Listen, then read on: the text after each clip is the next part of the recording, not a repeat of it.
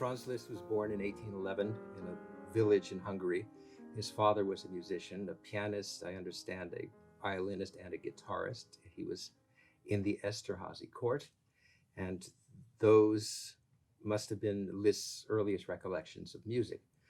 And his father must have been the first influence on the young Franz.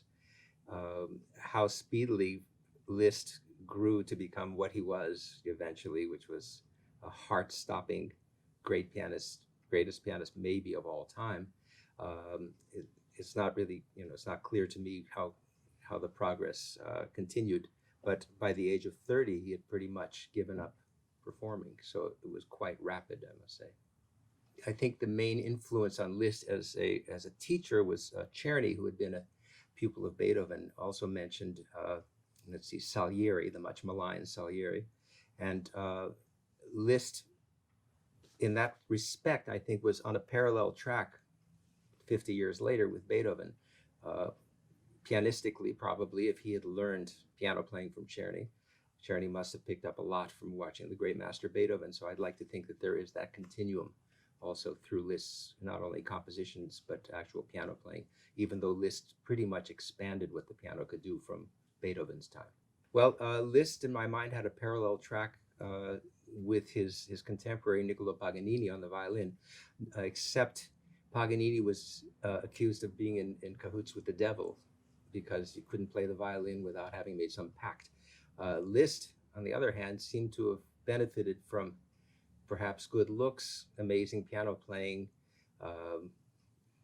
romantic twists of phrase in his playing for public. I don't know exactly what the combination was, but legend has it that women swooned and fainted, and he was the rock star of his time. I don't know what makes that possible at any given time in history, but he seems to have found it. Liszt is difficult to, as a composer, to sing aloud and say, here is a Liszt recital program. I have done it. It must include the B minor sonata, which is one of the towering pieces of all time. I think for me, or for us looking back at Liszt's time, and I admire him as much as I admire any composer, I think he was even greater as an influence on what was to come. I've often thought that Chopin, whom I also greatly admire, could not have existed and music would not have changed really that much. With Liszt, you get the beginning of the concept of a tone poem, of a kernel of an idea that becomes the entire piece, which makes possible leitmotifs in Wagner, his son-in-law, tone poems of Richard Strauss. Berlioz was also doing that same kind of thing. And then, and I'd like to touch on this later, he lost all focus or all need for the gravity of a harmonic center. He became atonal at the end of his life. I don't know that he knew to describe it in those terms, but pieces ceased to have a tonal center, and he was writing works that his closest friends couldn't understand. It's hard to imagine today that the idea of stepping out and playing a piano recital was at one time a new concept, as it's hard to imagine that Clara Schumann was the first person to memorize pieces in public, where they consider that sorcery, that it was a parlor trick at the time. So we take for granted that we go to a city now and play for 2 hours a program of mixed composers. So yes, indeed, Liszt did give us that, and I think we should be grateful. Certainly Mozart would write spectacular concerti that he was about to play and have a big success with. Beethoven, the same. Liszt, certainly. Chopin. But then Rachmaninoff into the 20th century was quite a terrific composer, and again, one of the greatest pianists of all time. We, I think, live in an age of specialization now. I don't think Liszt did anything particularly on his own to set back the idea of the composer-pianist.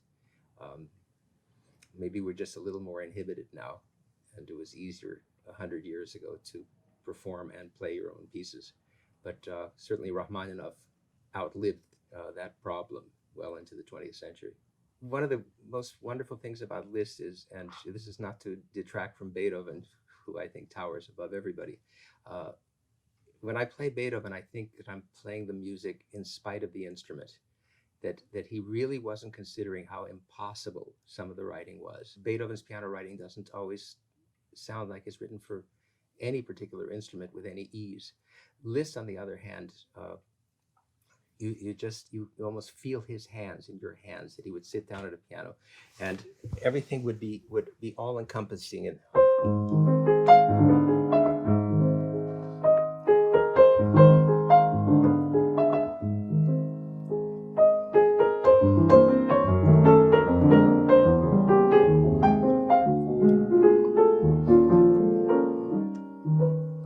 or later there, three-hand writing actually.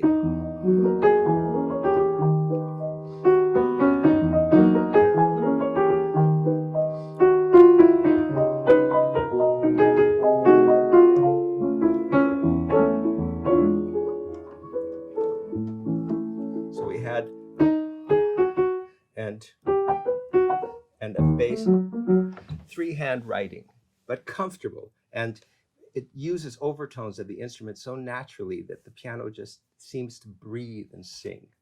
Where with Beethoven, you're doing extremities like that. Beethoven actually had in the Opus 111 Sonata. I mean, that is not beautiful piano writing. That's just reaching for the heavens with a great idea.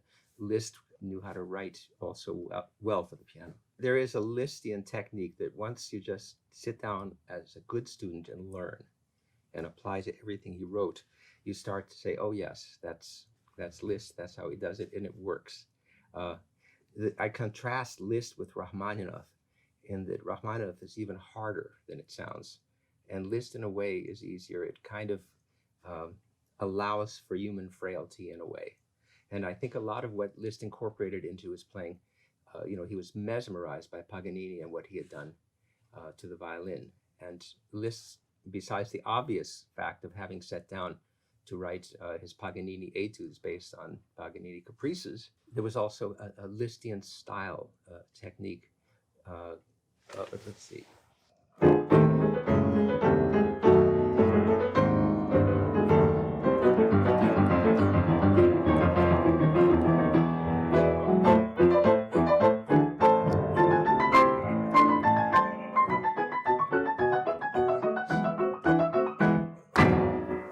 Only Liszt could have written that. That's Liszt writing, but it's meant for a human being. The only instance that I'm aware of any Liszt transcription of a Beethoven symphony goes back at least 30 years to the Glenn Gould recording, and I think Gould was simply being perverse by having recorded that.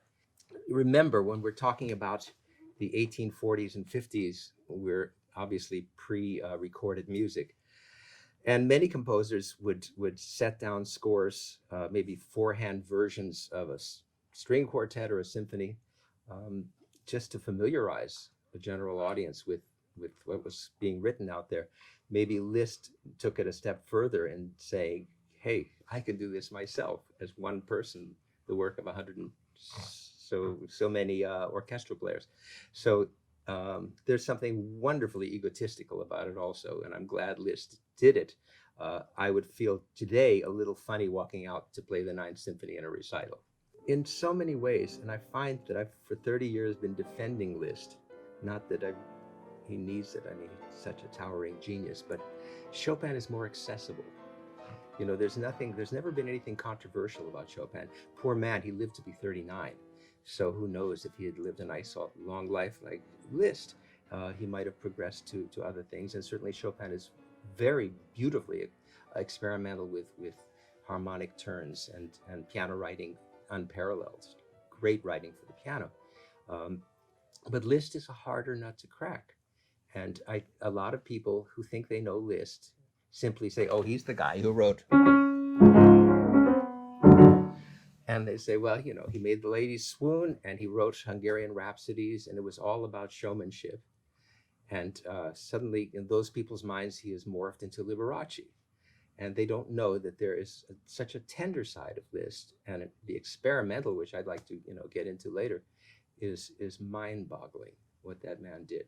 So, and you have to remember that Liszt was a champion of other composers of his time. I have various words of wisdom on my piano desk here, and a quote of Liszt: "The frequent failure of my performances of Schumann's works discouraged me in my attempt to place his compositions on my programs.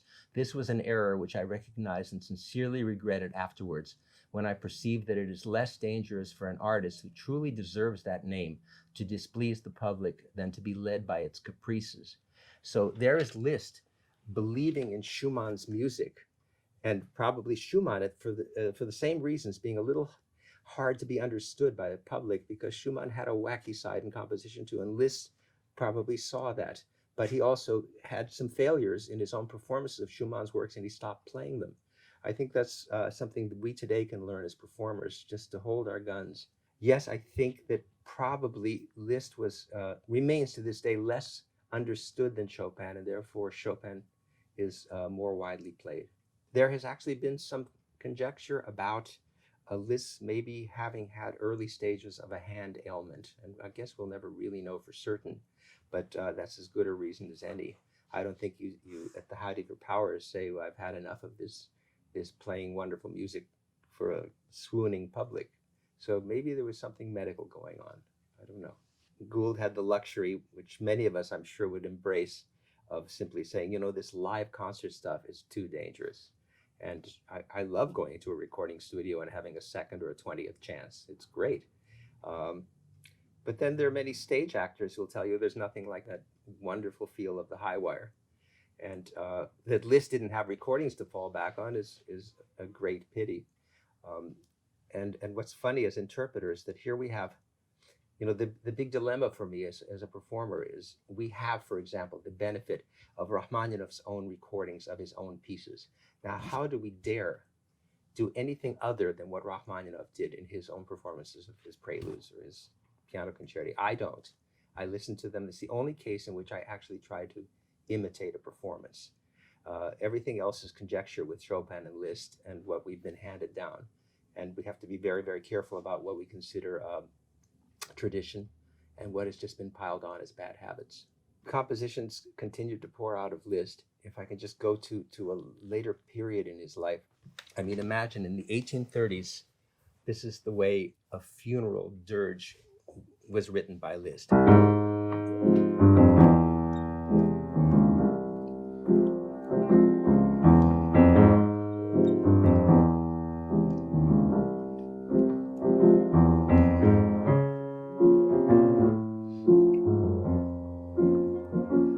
Now, 40 or 50 years later, inspired by actually a dream that he had that his son-in-law Wagner had died, he had this vision of a gondola in Venice carrying the casket. This is actually the same key as that piece of 40 more years earlier. This is called the Lugubrious Gondola. And here he's losing tonality.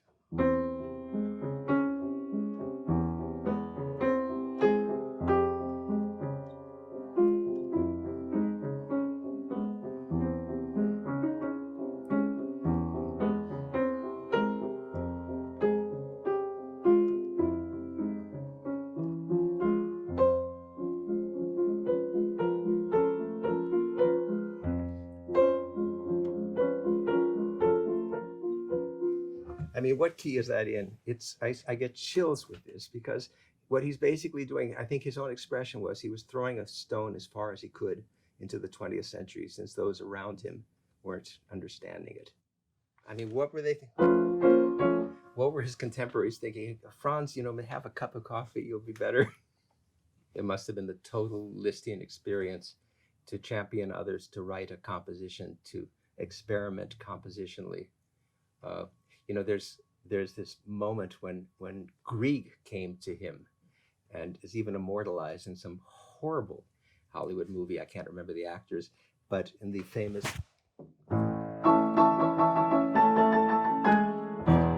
Liszt playing it, sight reading it, says, G natural, yes, Norway.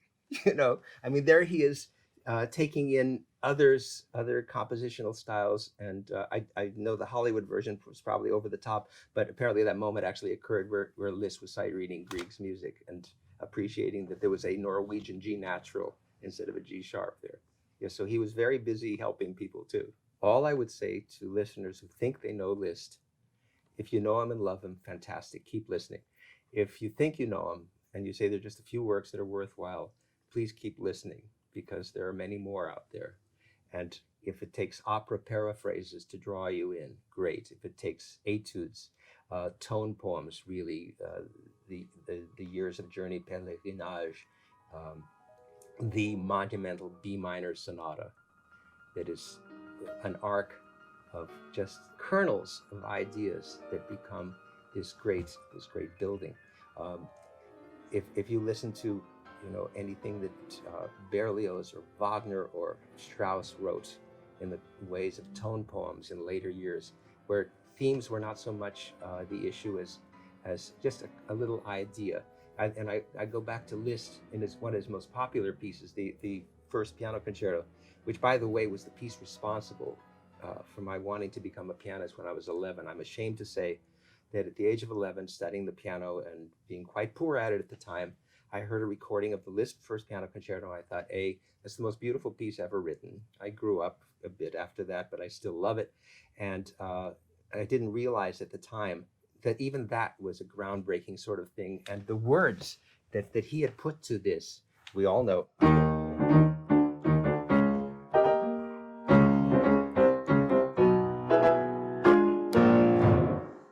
The words he put to that were, Das versteht ihr alle nicht, haha, which is, none of you understands this, haha.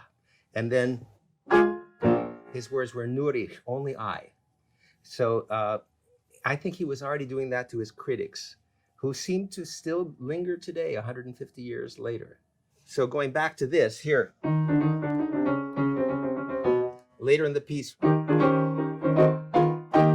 the bass,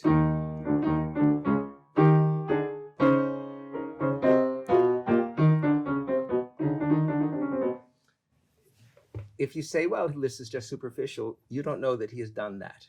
This is as well put together as any piece of music. And that recurs. All you have to do is just keep studying, keep looking at the notes, and after 40 years of playing a piece, you say, wow, that's in the middle there. Of course, that's where that comes from. And it's always so natural and beautiful, but it's also